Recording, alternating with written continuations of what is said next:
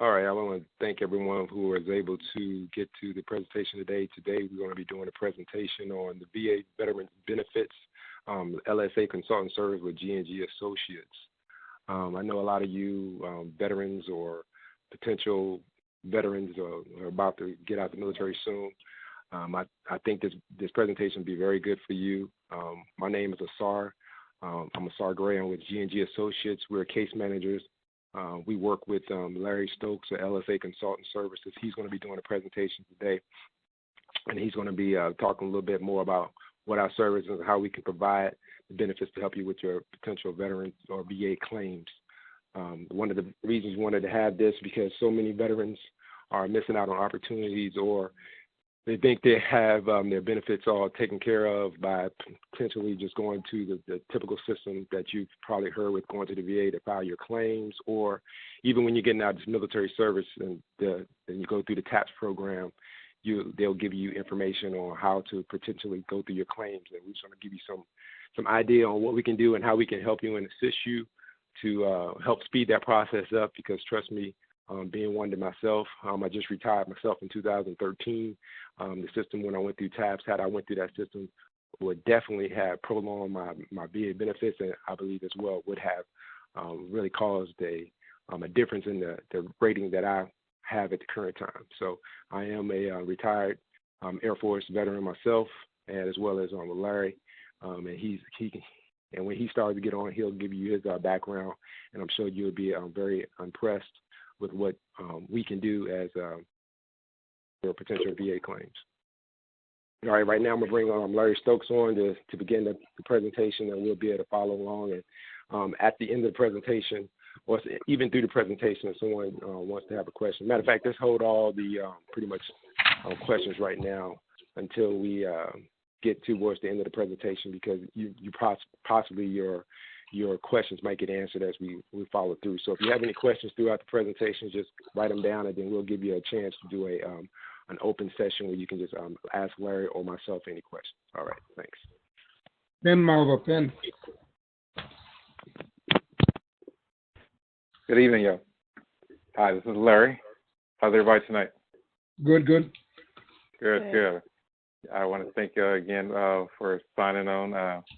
I want to thank Sar for putting this together just to get you all informed about a very important thing that's going to be important to you from here on out, whether you're separating, whether you just retired. These entitlements it's not a handout. It's not, standing in line for government cheese. And over the years, my experience has been a lot of vets who do not file because of the system has been so cumbersome, and the people think it's very difficult. And for lack of a better word, they feel a lot of these vets feel they're getting a handout. And it's not a handout. The laws are passed. If you raise your hand to support and defend this Constitution, things happen to you, whether you got injured, you develop chronic illness, in pursuit of you defending this country. Now we got programs to help you out for the rest of your life. My job to help you cut through a lot of the red tape to get you exactly what you need. Now, can everybody hear me okay? Yep. I'm just fixing my headset. Okay, thanks. Like I said, just if you have questions, jot them down. I'm going to go through a quick slide presentation. Just give you kind of a general overview of this whole process, and also tell you what's going on with VA now, and what's the best way to put a claim in, what VA is actually looking for. What are some of the pitfalls that you, as a claimant, as a veteran, will do when you file a claim, and what some of the things that you'll see once that decision comes back, and more importantly, what to do. Okay? So based on that, we're going to get started. Okay, can everybody see the screen? I'm having trouble connecting, but I can hear you clearly. So you can hear me clearly? Okay, all right. Okay, just a little about me. I am, as the sir said, I'm retired Navy, 20 years. I'm a licensed physician assistant. I actually worked for VA for about 7 years. Based on my background as someone with a medical background. So VA taught me the legal aspect of rating disability claims in the legal system for the law. And after several years with them working in that dysfunctional system, I decided to go out on my own and get my accreditation and become a accredited agent to assist veterans in knowing about this process and how to get their claims through and how to appeal their claims and how to get their benefits. The first, move to the first slide. Okay. The first slide, I'm a general counsel accredited agent, Navy 20 years, former VA rating specialist, been on a couple of TV shows in D.C. talking about VA benefits. Most recently in the first President Obama, when he ran for president, I was on his Veterans for Obama. I was one of his national surrogate as a Northeast director, going around talking on his behalf, which was one of my most exciting highlights, going around and on behalf of him. Let's see. So, could you be entitled to benefits, veteran benefits? It depends on the benefit. There are different VA benefits for different eligibility requirements. VA manage a whole, they manage things from benefits to hospital to cemetery to education. And many veterans fall in that realm of some sort of entitlement they are due.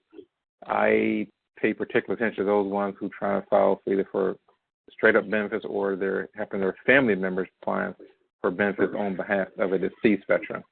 So it just depends on how what category you fit in and how you're entitled. Some of let's go to these terms. You heard a lot of these terms. There's a lot of you just getting out, or you've been out, or you claim it. You got service. You heard these terms called service connected. Service connected is that when VA has identified a condition that is they have acknowledged it is related to service. So you hear that service connected, and you hear a term called non-service connected. And that comes into play, you'll see later on in the slide presentation, for those vets who are not service connected who want to apply for a program such as pension. And typically, pension is a need-based, and VA will look at all the disabilities, but however, those are not related to service, meaning non-service connected. Those service-connected ones are those ones that are related to service.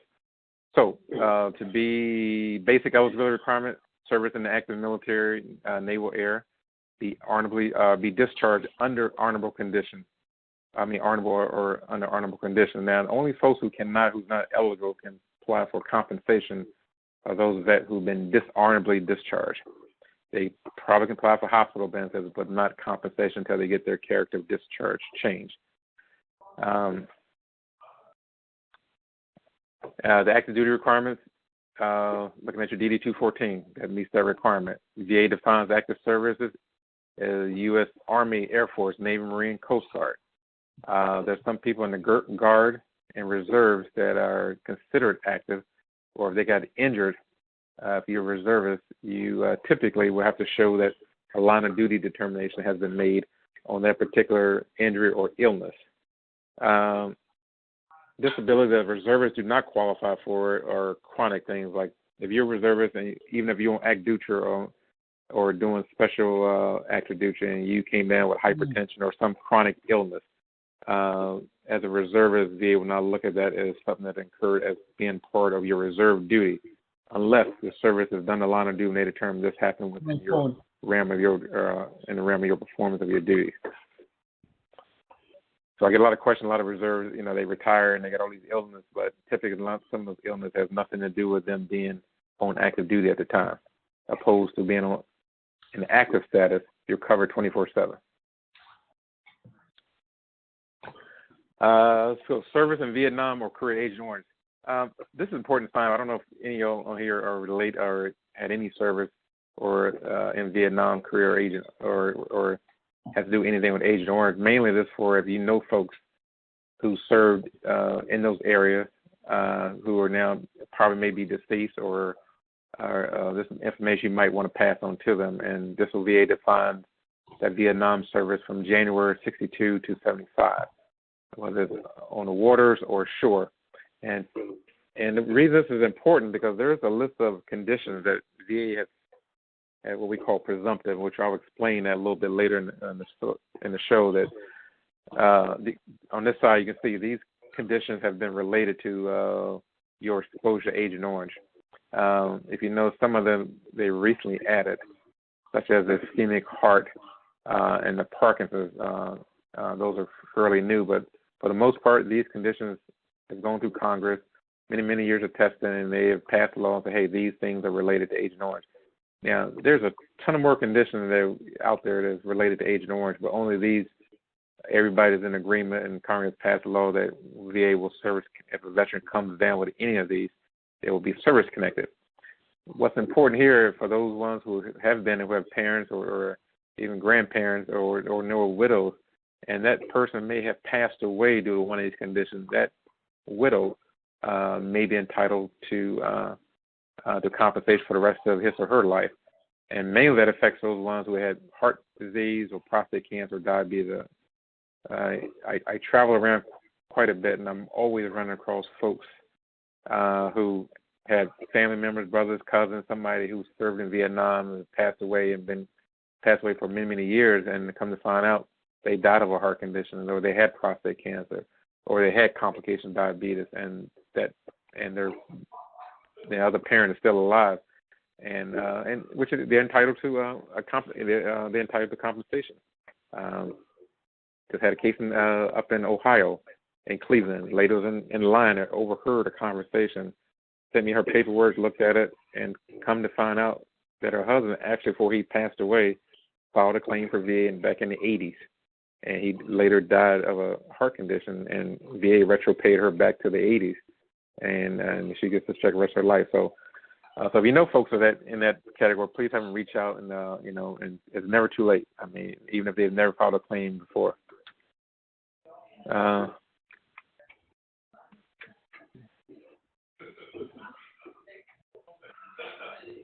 Okay. I think we've got, the character discharge requirement for those ones.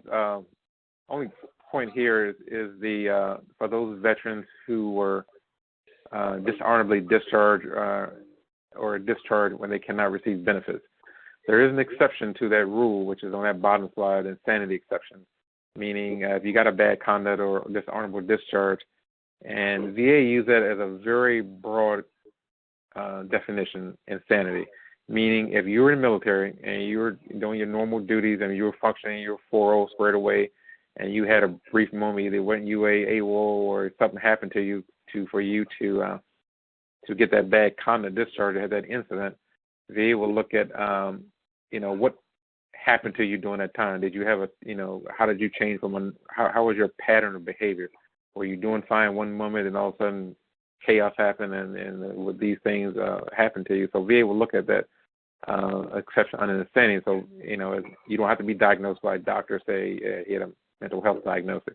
Just say he was depressed, had a breakup of a marriage, child, whatever. It caused him to act other than his normal professional military stuff during that period that led to that type of discharge.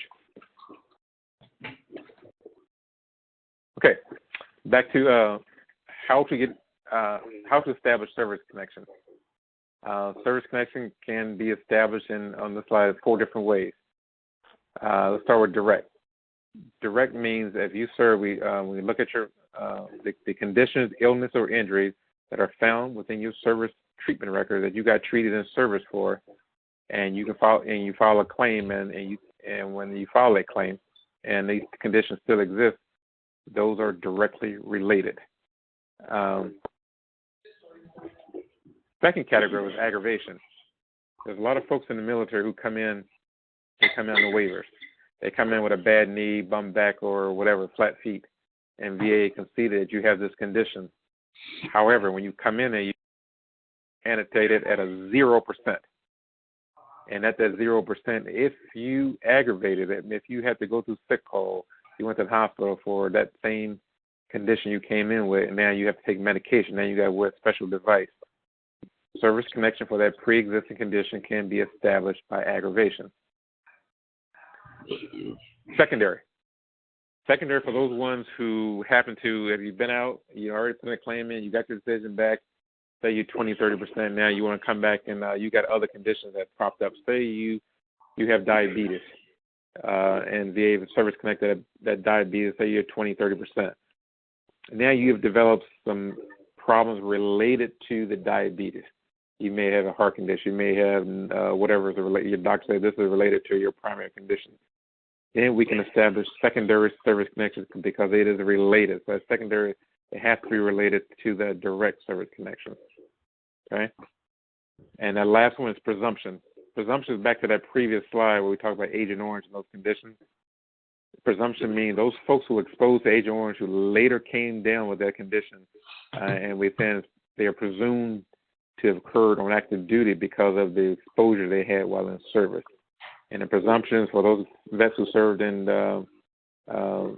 Vietnam, Korea, back in World War II, who got exposed to ionizing radiation, there's certain diseases that come about from their exposure to certain things. The VA say, hey, we will service them, even though it was not manifested to a degree of 10% before you got off active duty. And now it's come up later. But you had this exposure or you have been in this region of the country, so now we can service connect you. So all those under the guidelines are presumptions. So back we got direct things that happen to you while you're in, aggravation, that pre-existing condition has gotten worse. Secondary is that one related to your primary condition. Presumptive means that developed later in life, but the records show that you were exposed to a certain element or been in a region of the country. Okay. Back to direct, those you must show those three things. Have to be an in-service event or occurrence. You have to have a current diagnosis.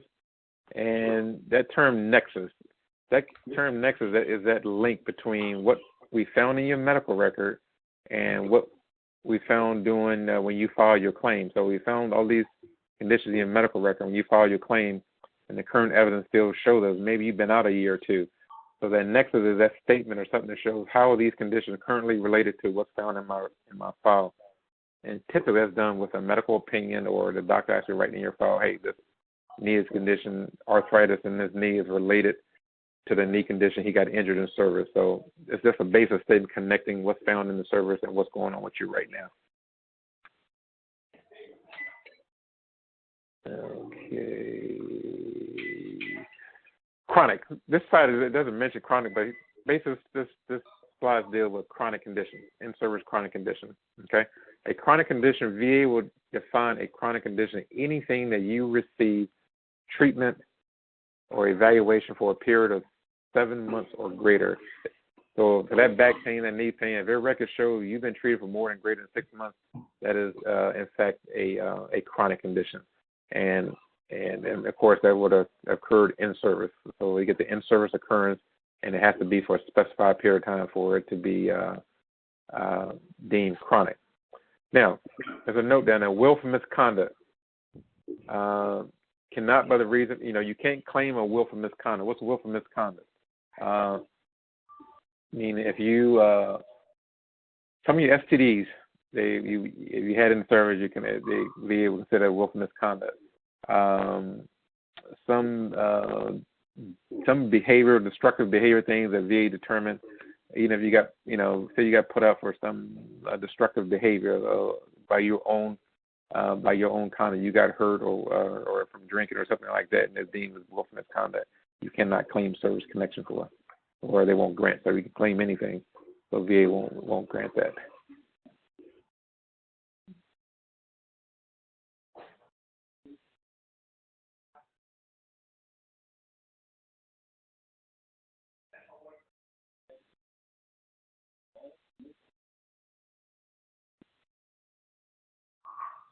Okay.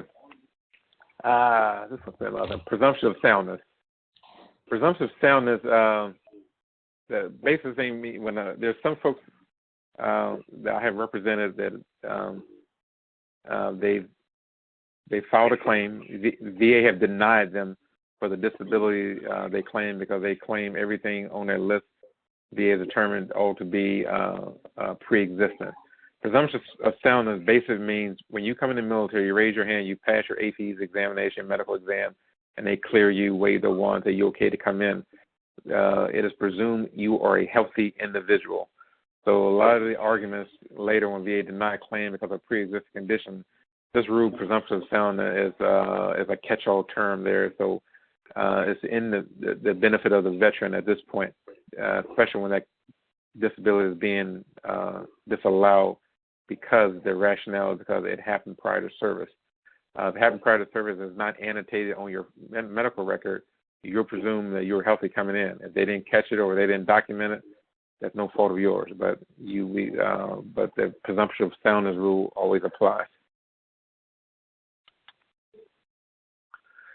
Okay, current disability. A disability is generally anything for which there is a diagnosis. So, and this are flat feet, sinuses, pseudofollicular Barbe, affleck routine impedance, scars, migraine headache, hysterectomy, arthritis. Those are some of the general chronic conditions. There are some things that are only symptoms. You claim pain. You claim high cholesterol. You claim that it has not been diagnosed. You got a symptom thing nobody has diagnosed with. You can't really claim symptoms. Although VA, you can't just claim pain, but one rule that it will allow is chronic back pain. Really need it. So some doctors write chronic back pain, and VA will allow that. But typically, if you put pain down, head pain, foot pain, it has to be some sort of diagnosis. So when you file your claim, make sure when you list disabilities that have been diagnosed, and make sure they are of a chronic nature. Colds and things of that nature, no. URIs, no. Those are considered acute and transitory. So if you do decide to file a claim and you write these conditions that are short duration, not chronic, and you make that laundry list of disabilities, typically as a former rater, if I see a big laundry list of things, I can glance at and see more than 3/4 are not chronic, and you already put that rater in a really bad mood, and he or she has to address all those issues that are not chronic. So when you do file your claim, make sure they are definitely deemed chronic. If you don't know whether they're chronic, take your file by your doctor or to the hospital or to your coroner or whoever or nurse. Hey, can you go through my file and list my chronic conditions? Now VA, DOD and VA will send you to folks to review your file. Every time you go to TAP briefing, there's folks there from DAV, these other organizations that will review your file and let you know your chronic conditions. My only question to you is, with those folks who are reviewing your file, ask them what their background is. Do they have a medical background? If they don't have a medical background, how are you able to read this medical chart in my medical file and determine what are my chronic conditions if you yourself are not a medical type? So be careful, people who want to review your file and who have no medical background, make a decision whether these are chronic or not. Okay, I think what we're going over next is that link between what's going on now and what's found in service. There's a couple of examples on what a direct service connection is. As I say, the first example, this condition happened while he was in service. His exam showed his hearing was normal, and he's 65. And his hearing has declined. Should he file for service connection? Yes, he can file for service connection because his MOS showed he had noise exposure.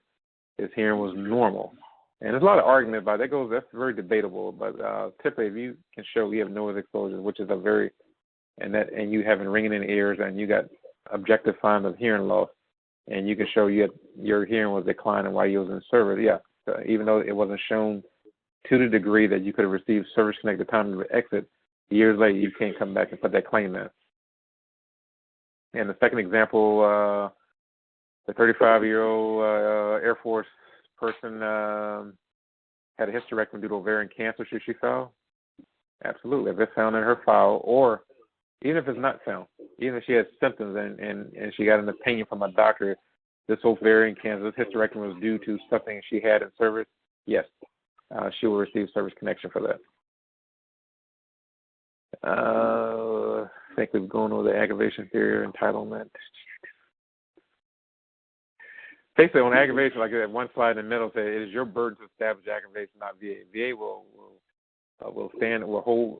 hold their ground regarding whether it's aggravated or not. So it's up to you to show your condition when you came in and what was annotated and what was shown in service, how it was aggravated. It had to be aggravated beyond a reasonable doubt, not, I went in and complained of foot pain and you did come in and serve with flat feet. But you got to show how has being in the service, doing what you did, aggravated your pre-existing condition? There's some things VA will deny progression of disease. Some of those things are, a lot of vets would like to claim their vision has decreased. That is a constitutional, that's a natural progression of you're going to age, your eyes going to get bad. I don't care if you look at computer screens or radar your entire military career. That's something you will never get through for your, now that you wear glasses, bifocals, whatever, now you wasn't wearing them when you went in. They'll call that a natural progression of the disease. Okay. As I said earlier, just remember on secondary, if you already rated, secondary just means whatever condition that you're currently or originally service connected for, there are a lot of conditions that are related to that. And one of the things I do now in my practice now, a lot of vets come in trying to get their increase in things and looking to get a higher rating. As one of the areas I tend to look heavily at the secondary service connection. I look at that primary condition, what can come about from having these severe migraine headaches, what come about having all this chronic pain syndrome, what are the conditions from the diabetes or hypertension. So I look at those, which naturally you're not looking at them when you first file your claim. But as you age, like I say, you have this connection for life. So when things do prop up, and if you think they're related, ask your doctor. If you come up with something different, hey, is this related to my service connected knee? Now my other knee is bothering me. Yeah, of course it is, because now when that primary knee gets aggravated, you tend to shift your weight to the other side. Now you worn out that carb, so now you have a secondary condition. That's just one example. Presumption, we've already gone over. The one thing in presumption, what I didn't go over earlier, was those. Say you filed, you've been discharged, and you waited, and you went to your exit exam. Nothing was determined to be chronic on your exit exam or in your service treatment record. However, within a year of your separation from service, you develop certain things that come up now. Now you develop some migraine headaches in a year. You develop some chronic condition. As long as it happens within 12 months, that is another presumptive period. If you develop a chronic condition within 12 months of you getting out, yes, it is looked at as if it occurred as if you were on active duty.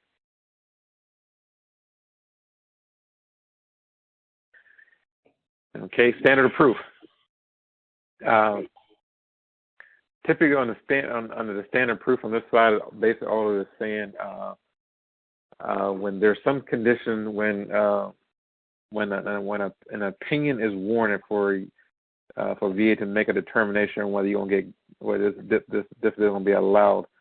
They coin this term as likely as least likely as not. So, say for instance you've had some condition in service, let's say headaches. Never got diagnosed with migraine while you're in, but years later now you develop migraine headaches. So we complete a DBQ or a medical exam that shows you got migraine headaches. However, your service treatment records do not show you were diagnosed with migraine headaches. So in order to get that service connected, somebody has to provide that next opinion, and that opinion is written in a term is least likely as not the current headaches, migraines you're experiencing is related to the headaches that you received treatment for during the time you were active in. This is my rationale why. So under the bottom one, benefit of doubt rule, when there's a approximate balance of both positive and negative evidence, I typically see this when I do appeal cases.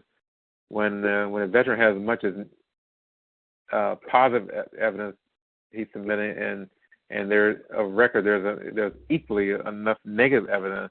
When it's equal like that, tie goes to the runner, and VA has to invoke the benefit of doubt rule. So, when I'm dealing with an appeal case, and it can go either way, my only goal is to present a benefit of doubt situation. Present just like there's enough negative, this condition never occurred. I got enough positive to show how this condition could have occurred, and that benefit of doubt rule has to be looked at. Claim for increase means two types. If you feel your condition has gotten worse, you put your claim in. You got it a service, you got a rating decision, you're 50%. and now you think that knee, that back, and those headaches has gotten worse, you can do what we can file a claim for an increase for that primary condition.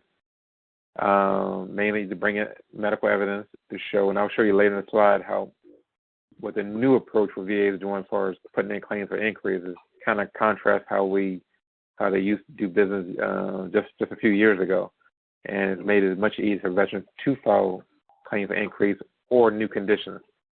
Now, VA defines the three categories. You submit original claim, you can submit a claim for an increase, or you submit a new claim. The original claim, as I said, that first claim you ever put in VA is original. That claim for increase has to do with what they've service connected you for. Now, that new claim is for a condition you didn't file for originally, and now you want to file for the first time. Now that is a new claim. Your initial ratings, if you don't like the appeal starts with you just submitting what we call a notice of disagreement, and we'll go over that later, just writing I don't agree with it, and sending the VA, and they will establish the first stage in your appeal.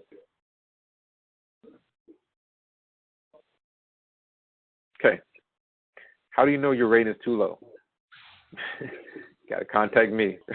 So, now, if you think you put your rating in and you feel you are looking to get a higher rating, you think, yeah, by all means, I say an accredited attorney or agent.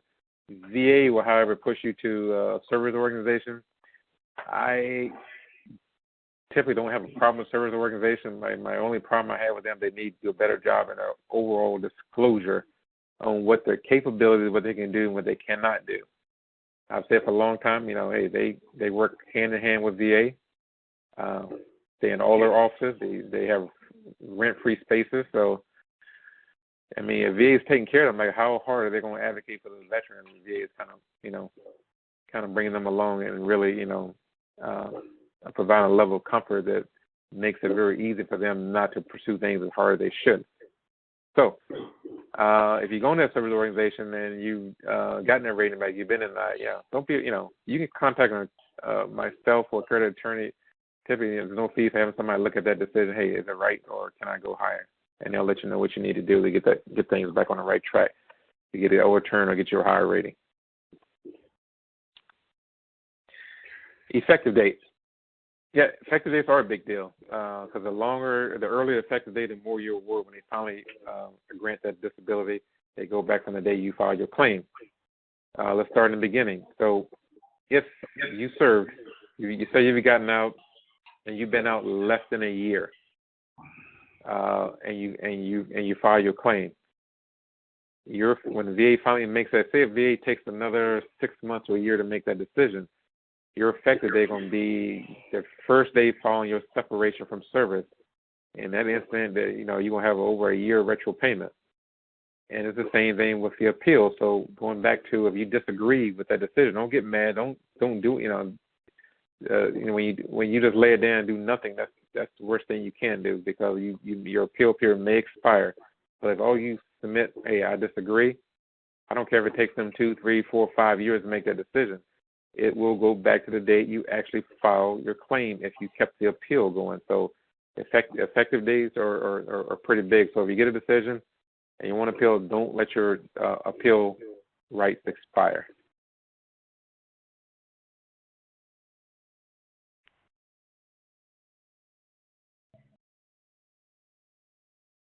Okay. I mentioned earlier about non-service connected. It basically deals with the pension program. And so VA runs the compensation program and pension. Pension is a need base for those veterans who they're living near poverty level. However, they've served one day during a wartime period for 24 months or greater, and they meet those income requirements. Don't matter what the disability, the VA deems them to be permanent total, they will qualify for a pension. And the big key there is it does not have to be related to service.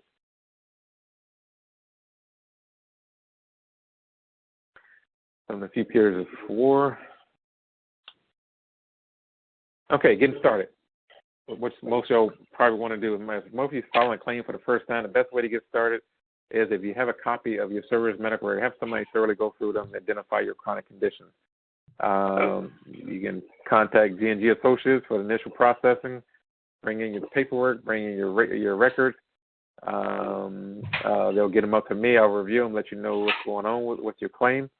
What you can, actually not what's going on with it, what you can file for, what disabilities you need to file for, and what medical evidence we're going to need, what medical exams that we're going to present.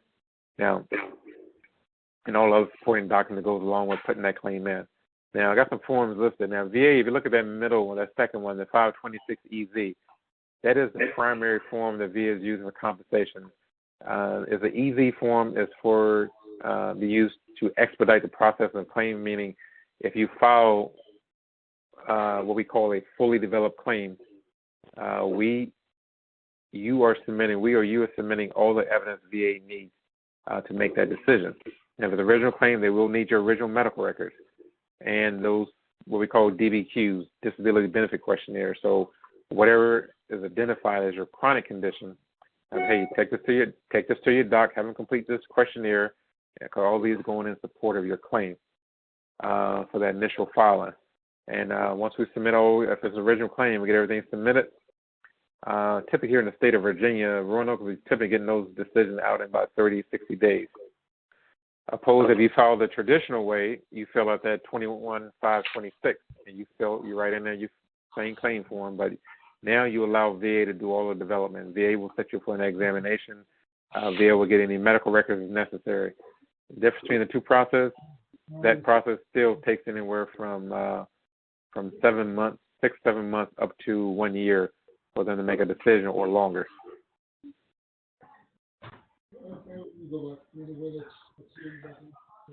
So, question: why use us versus organizations? As I explained before, I don't have a problem with service organizations, but again, take your file to somebody who has the capability to who can actually read your file and know one, what a chronic condition, and two, how does this chronic condition relate to a disability I can receive compensation for, and what information do I need to put in so I can get if I'm looking for a certain disability.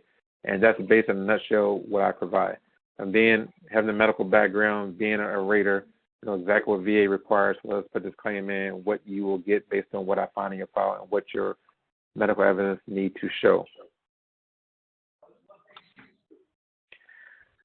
This is over process for looking at the traditional way versus a fully developed claim.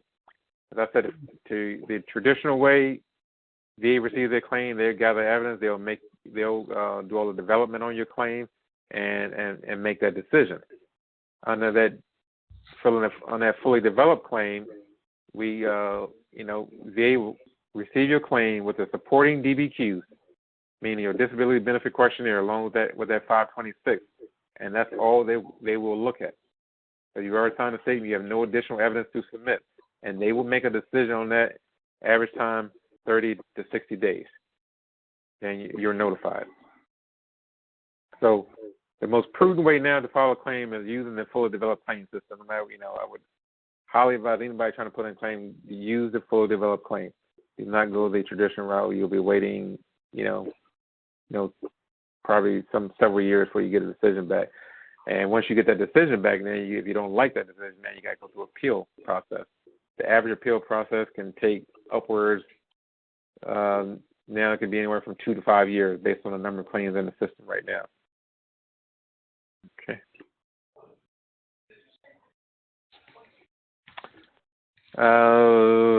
Expectations. You file your claim. Typically, if you file under the fully developed claim, some officers will send you a letter. So we got your claim, we're working. In some offices you will not receive anything. In about 36 days, you will just receive your rating. In some instances, you can submit a fully developed claim, and VA still will send you for an exam. If they're unsure about the questionnaire you submitted, if it's either incomplete or they're unsure about the disability, they will set you up another exam to clarify. But typically, when I submit fully developed claims and the VA do schedule for an exam, I typically kind of run interference there, and we're trying to get the exam squashed, and I kind of make them use the evidence that we submitted to them. And as I say, under the fully developed claims, typically 69 days you can get a decision.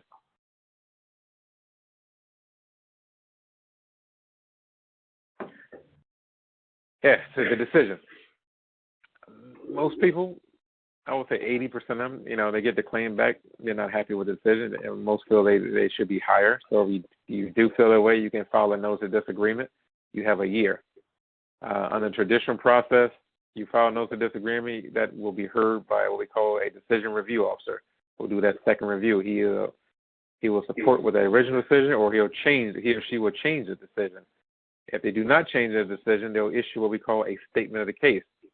That's bold and red. If you ever receive a statement of case, that of all the things VA will send you, this is one of the crucial, if you want this appeal to continue, one of the crucial piece of documents you can receive, because you only have 60 days to respond to that statement of the case and fill out that Form 9, which allows you to go to the Board of Veteran Appeals. If you do not respond in 60 days, your claim is final, and you got to start all back over. So take-home message there, if you you disagree, VA, you had a DRO review, and they didn't change your decision, and they issue a statement of case, do not sit on that. You only got 60 days to respond to that.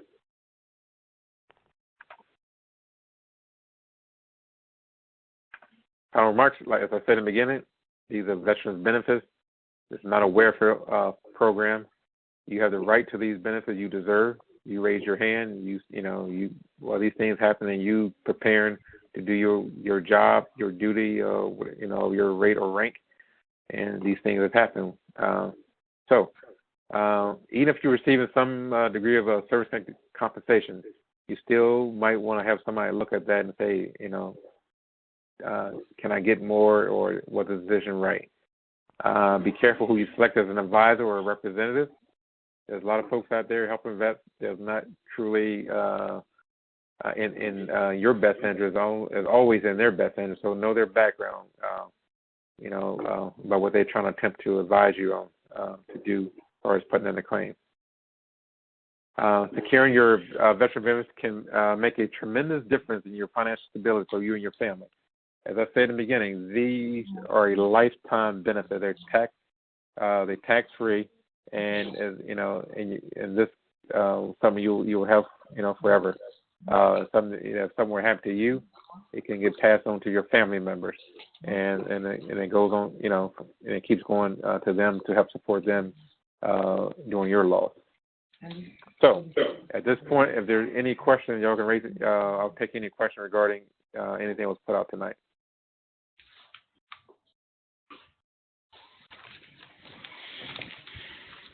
Mr. Stokes. Go ahead.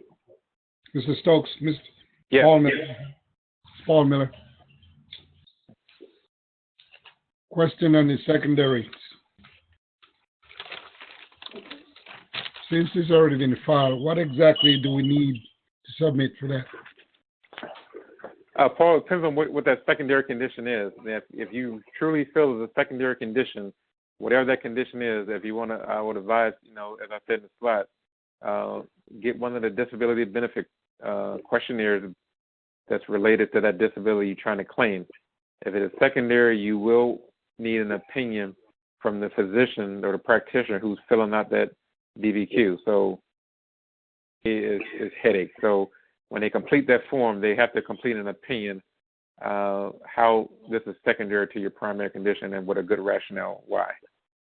So are you saying you go back to the same doctor who initially made the diagnosis?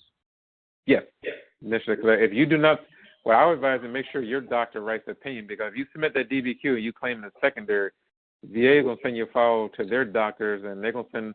They typically have in-house doctors. They'll look at, hey, is this condition secondary to what he's claiming? So I try to beat him to the punch there. I try to beat him to the punch there. And so if you file that claim, go ahead and submit that. You're gonna need it. You're gonna need an opinion. So if you file for a secondary condition, go have your doctor write an opinion.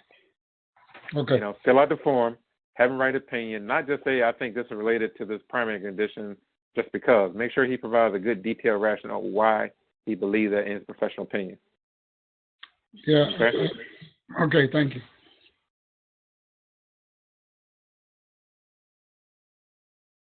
I have a question. Yeah. Yes, sir. I served 21 years and I don't know if there's others on the call right now that have kind of felt the pain. If you say anything about issues that you had while you were on deployments,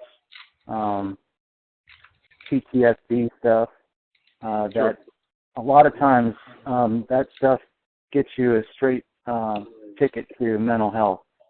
Absolutely. And I've seen service members who end up put on a no deployment list or put on medical waivers or whatever.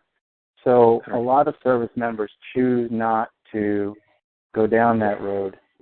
And now that I'm retired, I've gotten heat from home to go get checked out.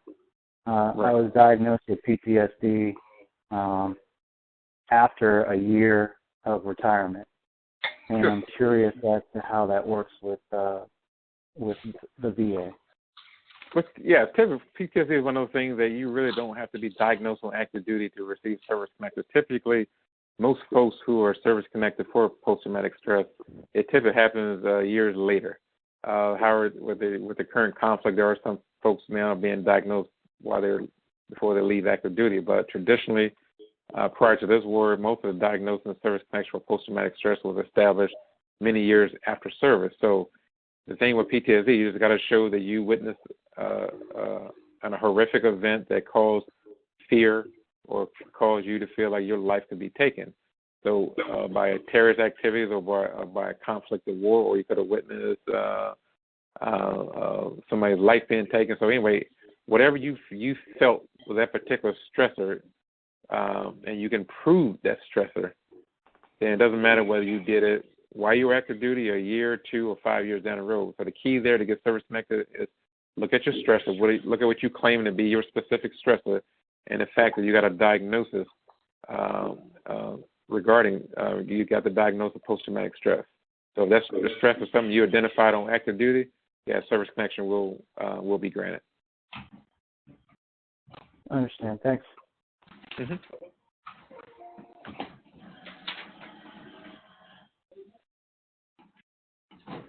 Any other questions?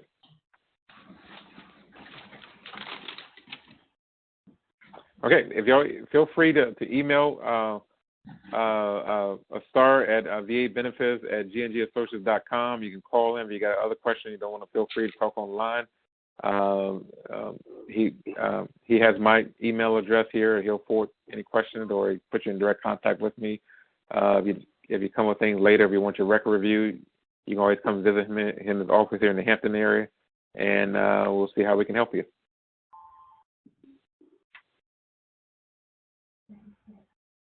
Thank you.